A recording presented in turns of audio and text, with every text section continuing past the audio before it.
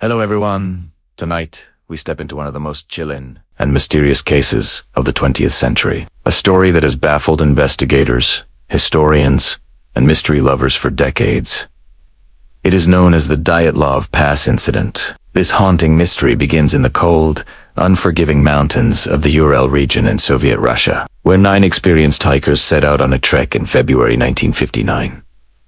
None of them ever returned alive. The details of what happened in those snowy peaks remain clouded in confusion, speculation, and eerie possibilities. To this day, people argue over whether it was a natural disaster, a military experiment gone wrong, or something far stranger. So let us retrace the footsteps of those hikers, examine the strange evidence left behind, and try to understand why the Dyatlov Pass incident has remained an unsolved enigma for more than 60 years.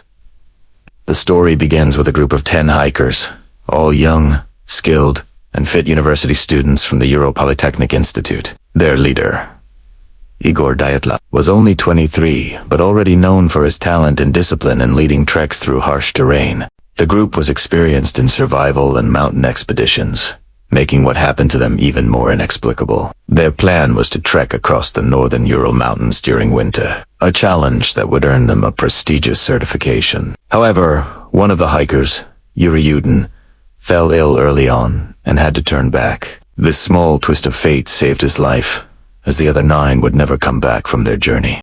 On February 1st, 1959, the hikers set up camp on the slopes of Kolatsa, a mountain whose name in the indigenous Mansi language ominously means dead mountain. Nobody knows exactly why they chose that exposed slope to set up their tents instead of moving slightly downhill to a safer forested area. But that decision sealed their fate. Their last diary entries were cheerful, filled with jokes and optimism, not hinting at the horror about to unfold. When they did not return on schedule, search parties were dispatched. What they discovered was bizarre beyond imagination. The search team first found their tent, cut open from the inside. It was half buried in snow, and eerily, all the hikers' belongings, including boots, jackets, and equipment were left inside as if they had left in a sudden panic. Footprints in the snow showed that some hikers fled barefoot or only wearing socks, an unthinkable act in sub-zero temperatures. The trail of footprints led downhill towards the forest, where the first bodies were found. 2 men were lying near the remains of a small campfire, dressed only in underwear and barefoot. It appeared they had tried desperately to survive the night. Soon, 3 more bodies were found between the forest and the tent, as if they had been trying to return to camp. Their positions suggested they had collapsed from exhaustion,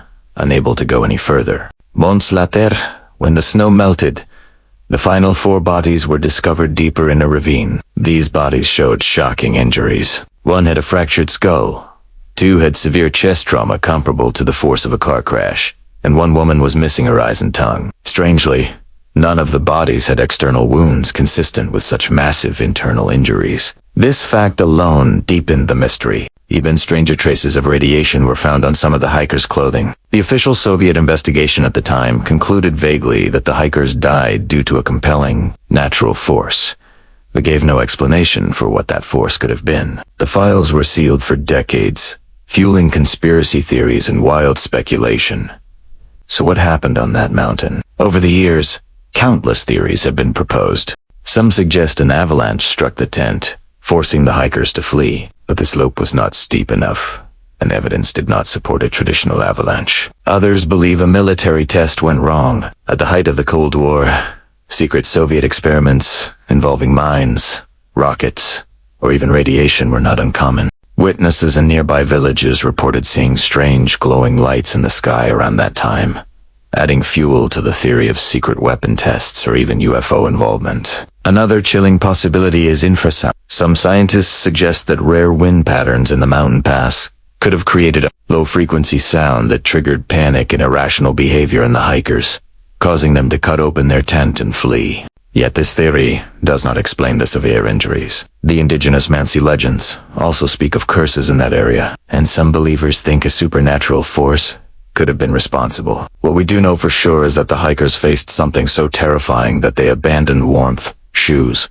and safety in the dead of night. Something made them flee into certain death. The frost, the injuries, the missing eyes and tongue, the radiation, all combine into a nightmare puzzle that seems impossible to solve. The case has remained one of the most studied and retold mysteries in history. In recent years, Russian authorities reopened the investigation. Their conclusion, published in 2019, was that an unusual type of small avalanche, combined with hypothermia, led to the hikers' deaths. But this explanation has not satisfied experts or the public. Many argue that it was a way to quiet down conspiracy theories without truly answering the questions. After all, how could an avalanche cause radiation on the clothes or missing body parts? Why were the injuries so inconsistent? The Dyatlov Pass Incident continues to inspire books, documentaries, and films. Each investigator and storyteller finds new details and connections, but no one has managed to provide a definitive answer.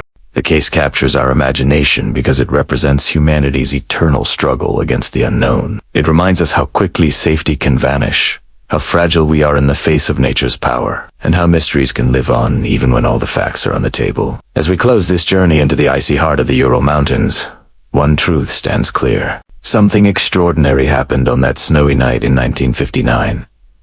9 lives were cut short, and the world has been left with questions that may never be answered. Was it natural, man-made, or something beyond our understanding? Perhaps the truth still lies buried under the snow of Dyatlov Pass, waiting for someone brave enough to uncover it. Until then, the mystery remains one of the most chilling, unsolved cases of the modern age.